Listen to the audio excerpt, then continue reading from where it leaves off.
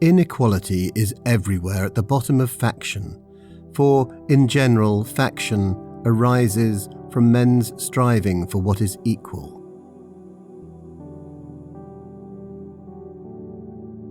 A man without regrets cannot be cured.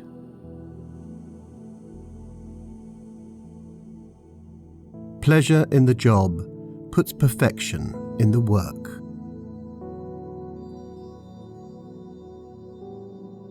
Excellence is never an accident. It is always the result of high intention, sincere effort and intelligent execution. It represents the wise choice of many alternatives. Choice, not chance, determines your destiny.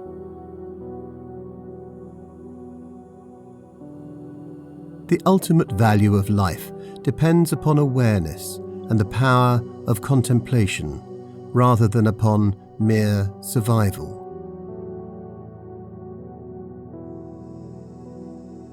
To write well, express yourself like the common people, but think like a wise man.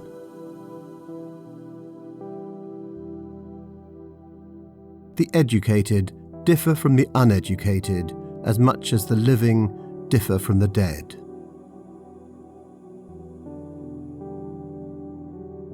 The high-minded man must care more for the truth than for what people think.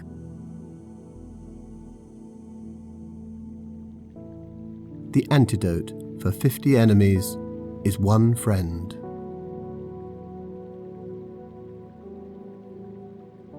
Friends are an aid to the young to guard them from error, to the elderly to attend to their wants and to supplement their failing power of action, to those in the prime of life to assist them to noble deeds.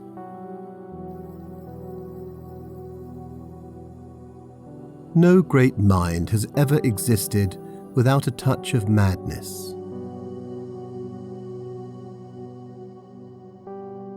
He who has overcome his fears will truly be free.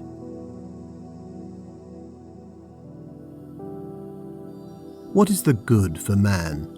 It must be the ultimate end or object of human life, something that is in itself completely satisfying. Happiness fits this description. We always choose it for itself, and never for any other reason.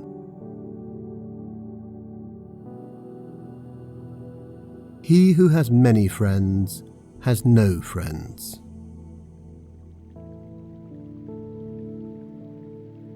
Happiness is the meaning and the purpose of life, the whole aim and end of human existence.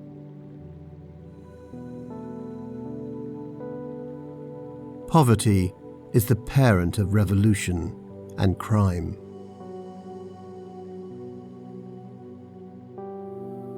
All paid jobs absorb and degrade the mind.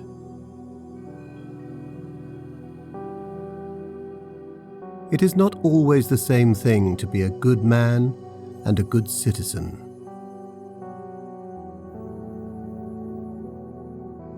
The only stable state is the one in which all men are equal before the law.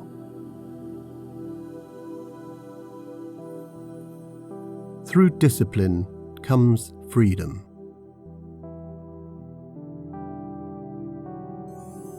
Fear is pain arising from the anticipation of evil.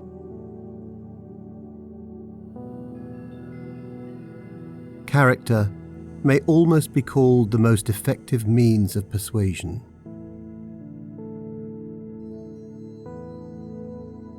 It is not enough to win a war. It is more important to organize the peace.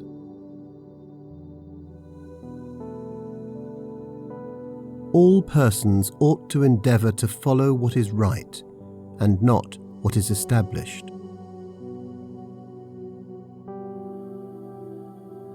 Man is by nature a social animal, an individual who is unsocial naturally and not accidentally is either beneath our notice or more than human. Society is something that precedes the individual. Anyone who either cannot lead the common life or is so self-sufficient as not to need to and therefore does not partake in society is either a beast or a god.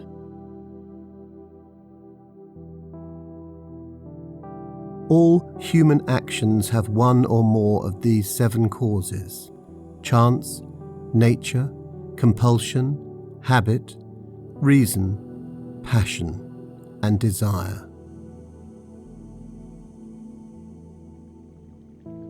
Where your talents and the needs of the world cross, there lies your vocation.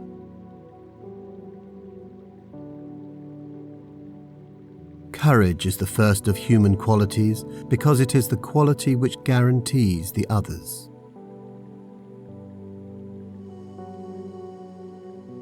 Those who are not angry at the things they should be angry at are thought to be fools, and so are those who are not angry in the right way, at the right time, or with the right persons.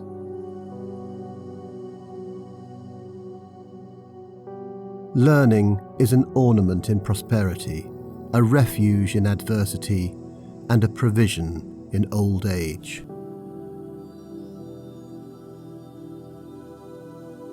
Anybody can become angry. That is easy, but to be angry with the right person and to the right degree and at the right time and for the right purpose and in the right way, that is not within everybody's power and is not easy.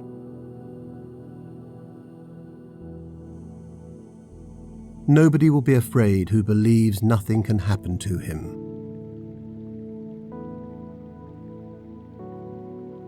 Patience is bitter, but its fruit is sweet.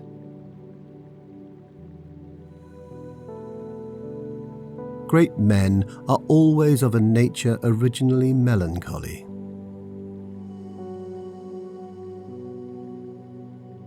I count him braver who overcomes his desires than him who conquers his enemies, for the hardest victory is over self.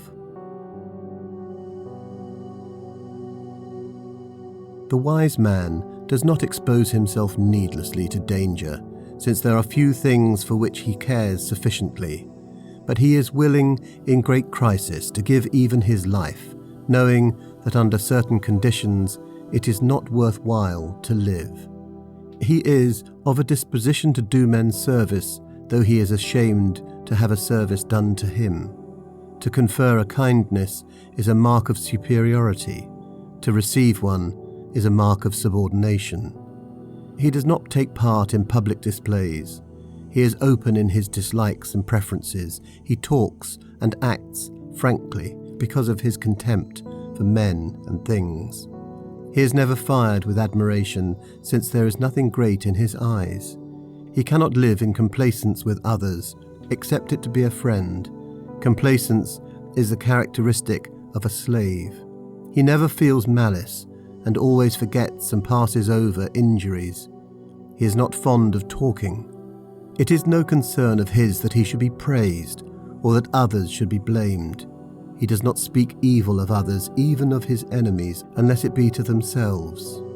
His carriage is sedate, his voice deep, his speech measured. He is not given to hurry, for he is concerned about only a few things. He is not prone to vehemence, for he thinks nothing very important. A shrill voice and hasty steps come to a man through care.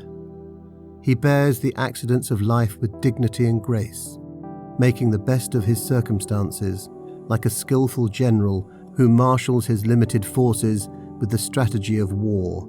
He is his own best friend, and takes delight in privacy, whereas the man of no virtue or ability is his own worst enemy, and is afraid of solitude.